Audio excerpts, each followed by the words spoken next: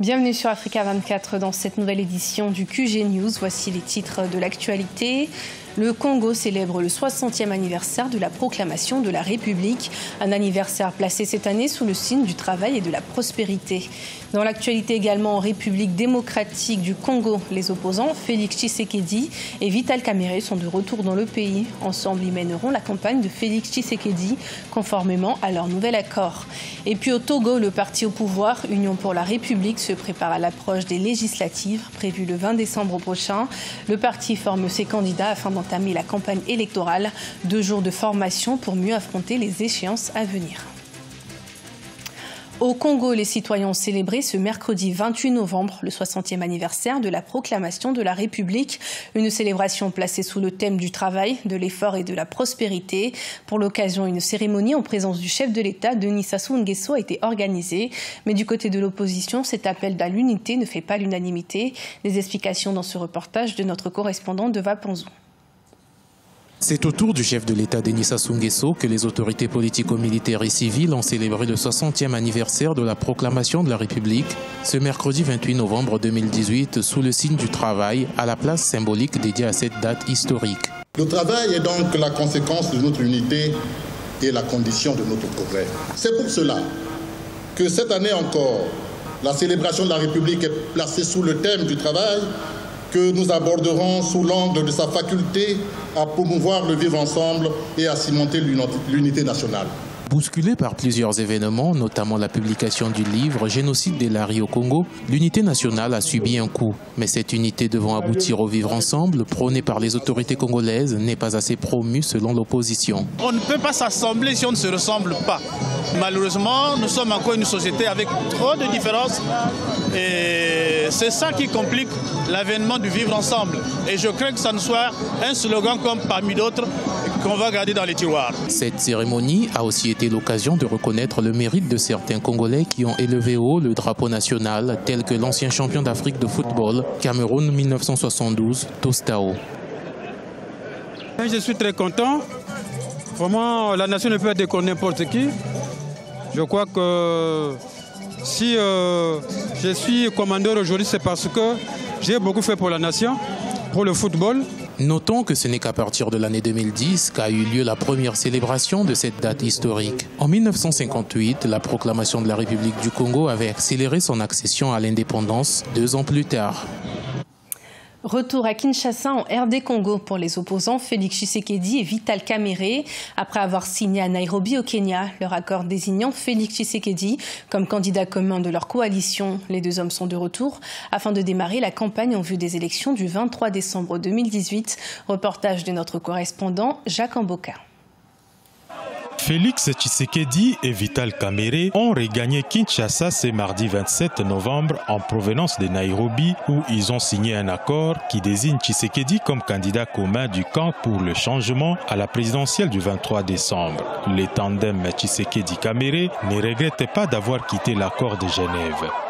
C'est une question que notre peuple ait confiance en lui-même et qu'il comprenne que c'est lui qui doit prendre son destin entre ses mains. Ce n'est pas Félix Tshisekedi, ce n'est pas Kamerhe. Nous ne sommes que ce qu'on appelle des lampes témoins. Mais le combat appartient au peuple. Qu'est-ce que Félix peut faire ou Vital Kamerhe sans le peuple? Nous ferons quoi? Que le peuple nous dise, voilà, vous avez fait le bon choix, nous sommes avec vous, ok, nous allons gagner.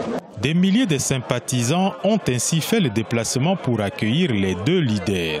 De l'aéroport international d'Ndjili à leurs sièges respectifs, c'est une foule en liesse qui a accompagné Félix Tshisekedi et Vital Kamerhe sous escorte de la police nationale. Et donc aujourd'hui, nous sommes venus accueillir les 2 leaders, le vrai leader de l'opposition, à savoir Félix Tshisekedi, candidat commun de l'opposition, et son directeur de campagne, le président Vital Kamerhe. Le retour de ces 2 leaders est aux yeux de beaucoup une démonstration de force sur leur popularité. Selon les accords signés à Nairobi, Vital Kamerhe est désigné directeur de campagne de Félix Tshisekedi. En cas de victoire, le président de l'UNC se verra octroyer le poste de Premier ministre. En Côte d'Ivoire, les élections vont reprendre dans 4 communes du pays. Des élections reportées après l'examen à la Cour suprême de 43 recours. Des recours introduits après les élections locales du 13 octobre 2018. Certains candidats dénonçaient des fraudes lors du scrutin. Reportage d'Olivier Conan. Reprise des élections municipales et régionales en Côte d'Ivoire dans 4 circonscriptions, notamment dans la région du Lodjiboua. L'élection régionale et celle de la ville de Lapota sont à reprendre. La chambre administrative de la Cour suprême en a décidé ainsi après avoir statué sur les requêtes de certains candidats.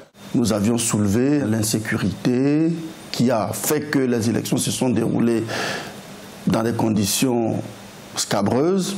Nous avons également relevé le changement des lieux de dépouillement, des PV qui ont été interchangés, bureaux qui ont été saccagés, des urnes enlevées. Pour les candidats, la commission électorale indépendante doit prendre les mesures pour éviter la répétition des troubles et irrégularités qui ont émaillé le scrutin du 13 octobre. Les tablettes n'ont pas marché correctement et donc ça aussi, c'est un grand handicap. On n'avait pas des stickers donc sur les bulletins de vote, ça aussi on n'a pas été informé. On doit laisser les populations faire leur choix de façon sincère, de façon correcte pour que effectivement ce jour-là les populations puissent en tirer donc satisfaction. Les candidats se préparent à retourner devant les électeurs en mettant l'accent sur le fait que les élections locales ne sont pas des élections politiques, mais de développement. Nous pensons véritablement que le développement n'a pas de couleur et n'a pas de parti. Les populations qui vivent au quotidien la pauvreté, ces populations choisiront la liste qui défend justement le programme contre la pauvreté et l'ignorance. La Cour suprême va statuer sur les derniers dossiers ce 30 novembre 2018. Ensuite, la commission électorale indépendante dispose de 3 mois pour organiser la reprise des élections municipales et régionales dans les circonscriptions concernées. Au Togo, le parti Union pour la République se prépare aux législatives du 20 décembre. Les candidats ont suivi une formation de 2 jours afin d'apprendre à convaincre les électeurs. Objectif du parti, obtenir tous les sièges au Parlement. Reportage de Emefa Kofi. Au Togo, le parti au pouvoir Union pour la République en rang de bataille pour convaincre l'électorat aux législatives du 20 décembre. Pour le Premier ministre, c'est l'homme Classou, représentant du président national du parti, le chef de l'État Faure Gnassingbé. La majorité à l'Assemblée nationale est un acquis. Nous devons nous engager sans calcul et sans état d'âme à donner une majorité confortable à notre parti à l'issue des élections législatives du 20 décembre 2018.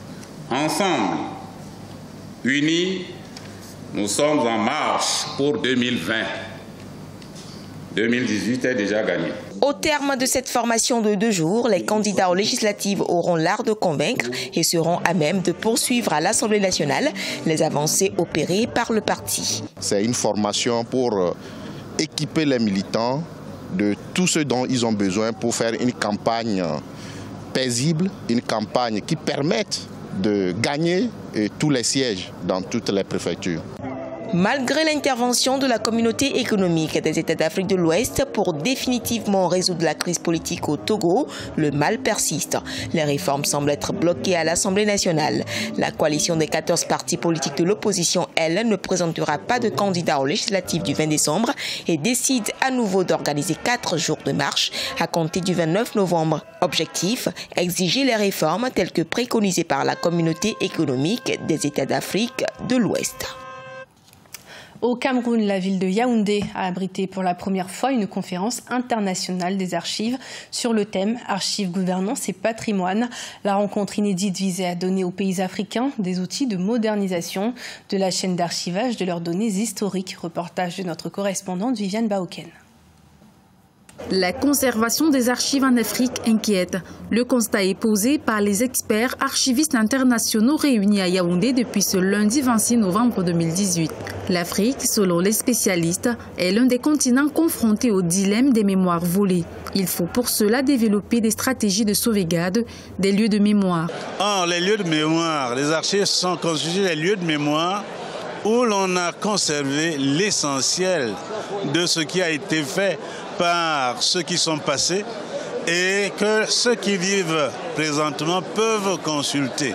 C'est pour ça que les archives sont très très importantes pour toute personne qui veut avoir une idée de ce qui s'est passé avant. Pour intensifier le processus de collecte et de sauvegarde de ces archives, le Cameroun a mis en place un mécanisme de modernisation de sa chaîne d'archivage, une stratégie qui est suivie par l'élaboration d'un plan de sauvegarde des archives nationales. Le gouvernement a pris un programme de sauvegarde des archives avec plusieurs volets. D'abord le volet de la formation, le volet de la conservation et de la restauration des archives, le volet de la restructuration des bâtiments. Vous savez, l'archive commence avec le bâtiment. Sans bâtiment, on ne peut pas garder des archives. Et les bâtiments qu'on a aujourd'hui sont un peu corrosifs pour les archives. Donc c'est pour ça que le gouvernement camerounais a pris des responsabilités pour restructurer les archives aussi bien de Yaoundé que de Buea. L'Afrique, qui accueille pour la première fois la conférence annuelle du Conseil international des archives, entend profiter de cette plateforme pour acquérir les outils nécessaires pour la modernisation et la numérisation de ces archives. Fin de ce journal. Merci de votre fidélité. Dans un instant, une nouvelle édition de l'information sur Africa 24.